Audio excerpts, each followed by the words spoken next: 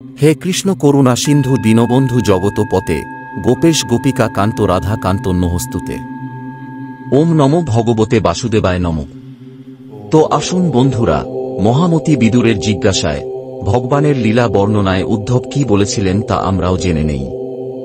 বিদুর যখন পরম ভক্ত উদ্ধবকে এইভাবে তার প্রিয়তম শ্রীকৃষ্ণ সম্বন্ধে জিজ্ঞাসা করলেন, তখন উদ্ধবের মনে ভগবানের স্মৃতি জেগে উঠল এবং ভাবের আতিশয্যে হৃদয়ে ভরে যাওয়াতে তিনি কোনো কথা বলতে সমর্থ হলেন না।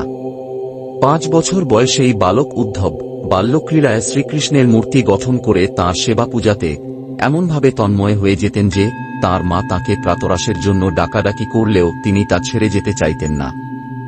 এখন তো তিনি দীর্ঘকাল তাঁর সেবা পূজায় ব্যাপৃত থেকে বার্ধক্যে এসে পৌঁছেছেন, সুতরাং বিদুরের প্রশ্নে প্রভুর চরণ স্মরণে মুগ্ধ হয়ে তার মন বিরহ বেদনায় ব্যাকুল হয়ে উঠল।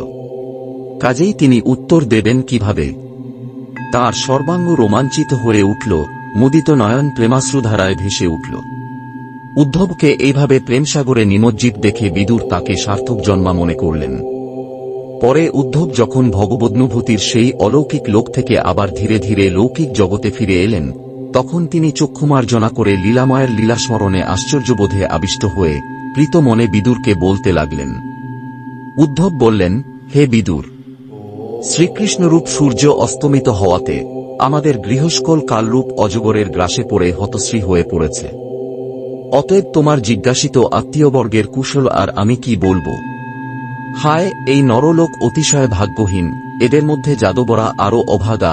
মাছেরা যেমন জলে বাস করেও ক্ষীর সমুদ্রস্থ চন্দ্রকে কোনো কমনীয় জলচর মনে করে সেটিকে অমৃতময় বলে বুঝতে পারে না, তেমনি এই যাদবরাও সর্বদা ভগবান শ্রীকৃষ্ণের সাথে একসঙ্গে থেকেও তাঁকে চিনতে পারেনি। নিজের যোগমায়ার প্রভাব প্রদর্শনের জন্য এবং মনুষ্যলীলা প্রদর্শনের পক্ষে উপযুক্ত যে দিব্য শ্রীবিগ্রহ তিনি প্রকট করেছিলেন, তার সৌন্দর্যে সমগ্র জগৎ মোহিত হয়ে যেতেই তিনি নিজেও বিস্মিত হয়ে যেতেন। সৌভাগ্য সমৃদ্ধির আস্পদ ছিল সেই রূপ।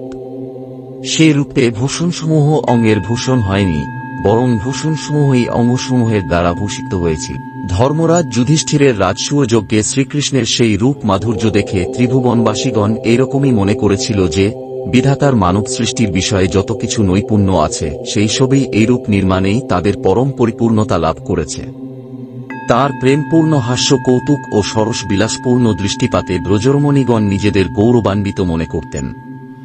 ভগবান শ্রীকৃষ্ণ স্বয়ং জন্মরহিত হওয়া সত্ত্বেও তাঁর বসুদেবের ঘরে জন্মগ্রহণের লীলা স্বয়ং সর্বলোক ভয়াপহারক হলেও শত্রু ভয়ে ভীতের মতো কংসের ভয়ে ব্রজধামে গুপ্ত থাকার লীলা, আর নিজে অনন্ত বীর্য হওয়া সত্ত্বেও যেন কালেবনাদির ভয়ে মথুরা থেকে পলায়ন লীলা, এইসবের চিন্তা আমাকে বিচলিত করে তোলে। স্বয়ং ভগবান ত্রিলোকের অধীশ্বর, তাঁর সমান কেউই নেই, তাঁর থেকে বড় আর কে হতে পারে? তিনি তাঁর শতসিদ্ধ ঐশ্বর্য নিয়েই সর্বদা পূর্ণকাম। ইন্দ্রাদি অসংখ্য লোকপালগণ নানা প্রকার পূজোপকরণ আহরণ করে মাথার মুকুটের অগ্রভাগ দ্বারা তাঁর পাদপীঠ বন্দনা করে থাকেন। হে বিদুর, এমন যে শ্রীকৃষ্ণ, তিনি রাজসিংহাসনে আসীন উগ্রসেনের সামনে দাঁড়িয়ে নিবেদন করতেন, হে দেব, আমার প্রার্থনা শুনুন। ভগবানের সেই কিঙ্করভাব স্মরণে এসে আমার মতো দাসের চিত্ত অত্যন্ত ব্যথিত হচ্ছে। পাপিনী পুতনা শ্রীকৃষ্ণকে বধ করার উদ্দেশ্যে নিজের স্তনে বিষলেপন করে তাকে স্তন্যপান করিয়েছিল, তাকেও ভগবান শ্রীকৃষ্ণ সেই পরমগতি প্রদান করেছিলেন যা নাকি ধাত্রীরই প্রাপ্য। সেই শ্রীকৃষ্ণ ব্যতীত আর কার কাছে কৃপাময় বলে আমরা শরণ গ্রহণ করব?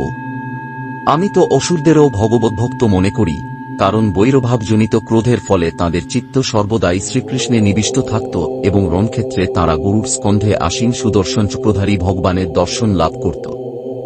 ব্রহ্মার প্রার্থনায় এই পৃথিবীর ভার হরণ করে তাঁর সুখ শান্তি বিধানের জন্য কংসের কারাগারে দেবকীর গর্ভে বসুদেবের পুত্ররূপে ভগবান অবতীর্ণ হয়েছিলেন।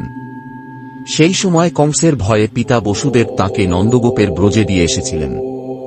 সেখানে তিনি বলরামের সঙ্গে 11 বছর সমহিমা গোপন করে বাস করেছিলেন।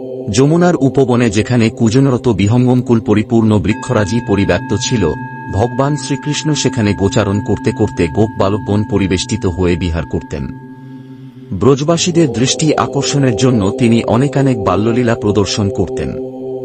কখনো তিনি রোদন করতেন, কখনো হাসতেন, আবার কখনো সিংহশাবকের মতো মুগ্ধ দৃষ্টিতে চেয়ে থাকতেন। এরপর একটু বয়স বাড়লে তিনি সাদা বৃষ সমেত নানা বর্ণের শ্রীসম্পন্ন গোধনচারণকালে বংশীর সন্ধুর ধ্বনিতে সহচর গোপ বালকদের আনন্দ দান করতেন। ভোজরাজ কং শ্রীকৃষ্ণকে বধ করার জন্য অনেক মায়াবী এবং ইচ্ছামতো নানারূপ ধারণকারী রাক্ষসদের ব্রজে পাঠিয়েছিল। তখন শিশুরা যেমন মাটির খেলনা ভেঙে ফেলে তেমনিভাবে খেলাচ্ছলে শ্রীকৃষ্ণ তাদের মেরে ফেলেন।